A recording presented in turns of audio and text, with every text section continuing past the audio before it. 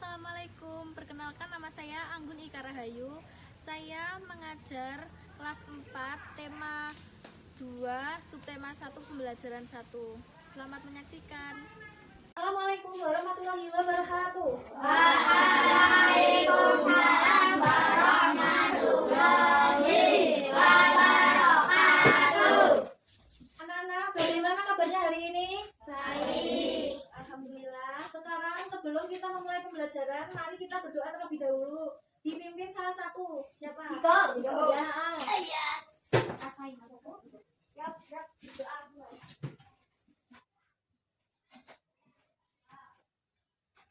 Doa selesai. Amin. Di sini ada yang tidak hadir pada hari ini?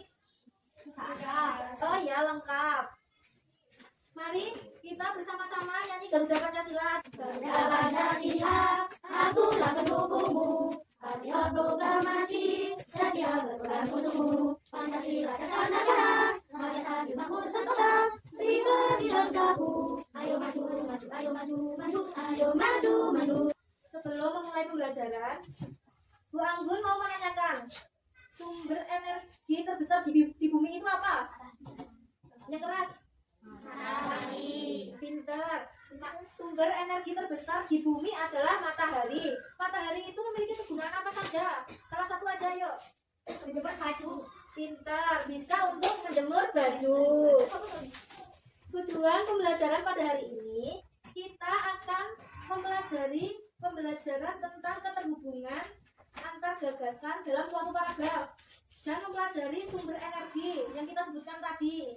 Dan kita juga bisa mengetahui dan memahami sumber daya alam. Ya, sebelum kita melanjutkan pembelajaran, Ibu akan memberikan bahan ajar, membuka yang soal yang paragraf cerita ini ya. Ibu kasih waktu 2 menit untuk membacanya. Dibaca sama dipahami gambarnya. Gambarnya jelas kan, Dek? Ya, gambarnya dilihat sama tulisannya dibaca.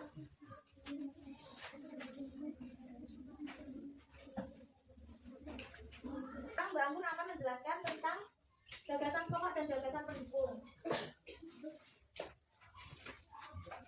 Setiap bacaan biasanya terdiri atas beberapa paragraf. Dalam cerita yang banyak itu biasanya terdiri dari paragraf-paragraf. Setiap paragraf memiliki gagasan pokok yang bisa dibantu dengan gagasan pendukung. Gagasan pokok adalah ide utama yang dibahas dalam suatu bacaan. Gagasan pokok itu biasanya ide pokok yang paling buat acuan buat dibahas yang keterusannya.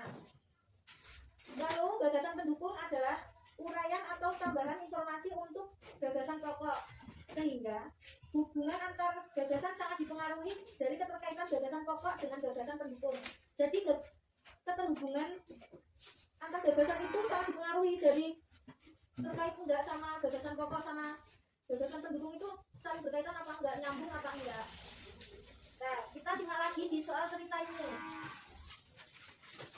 Soal cerita ini gagasan pokoknya ada yang tahu gagasan pokoknya ada di mana? Ada di mana? Ada yang tahu? Belum tahu ya?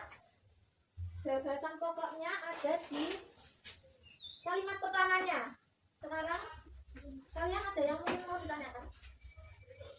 Ada yang belum jelas? Tanya aja, angkat tangan ya kalau mau bertanya.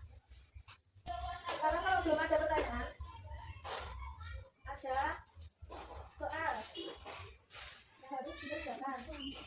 Ibu akan membagikan LKPD, lembar kerja peserta didik.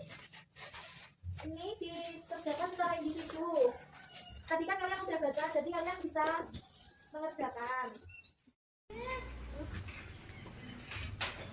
Sekarang Ibu akan menjelaskan tentang materi IPA, sumber energi. Tidak disimak ya. IPA, sumber energi. Energi adalah kemampuan untuk melakukan usaha atau kerja. Sumber energi adalah segala sesuatu yang menghasilkan energi. Contohnya, tadi sumber energi terbesar di bumi, matahari. Matahari merupakan sumber energi panas dan cahaya. Kenapa bisa panas dan cahaya? Karena sekarang kan nggak mendung ya, cerah ya cuacanya. Cuaca cerah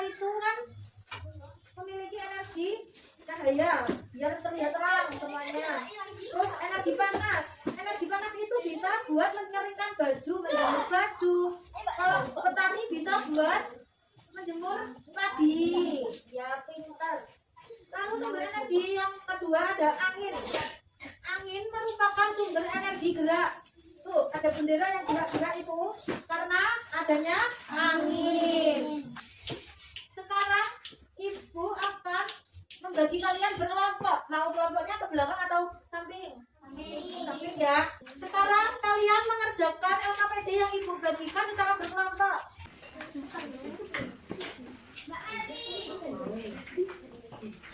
Energi kinetik adalah energi yang dihasilkan oleh benda yang bergerak.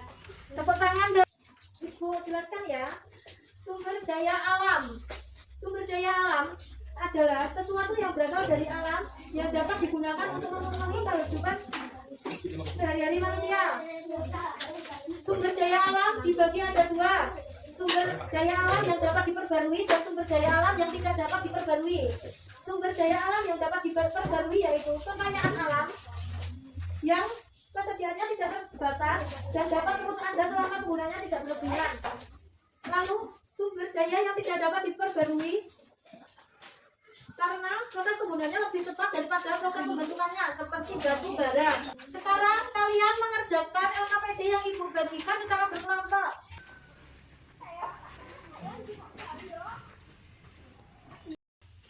Yang dapat diperbarui yaitu kekayaan alam yang kesediaannya tidak terbatas dan dapat terus ada selamanya. Penggunaannya tidak berlebihan. Contoh matahari, hewan, ternak, tumbuhan, angin, dan air. Mari kita menyimpulkan pembelajaran pada hari ini. Kesimpulan pembelajaran pada hari ini ialah sumber energi itu banyak macamnya, seperti sumber energi bunyi, cahaya, panas, dan lain sebagainya. Lalu sumber daya alam ada dibagi menjadi dua, yang dapat diperbarui dan tidak dapat diperbarui. Sekarang untuk mengetahui kalian sudah paham belum dengan pembelajaran yang ibu sampaikan, ibu akan membagikan soal evaluasi yang dikumpulkan hari ini langsung. Sebelum mengakhiri pembelajaran, mari kita berdoa sebelum pulang. Ayo dipimpin Mas Diego lagi. Ayo.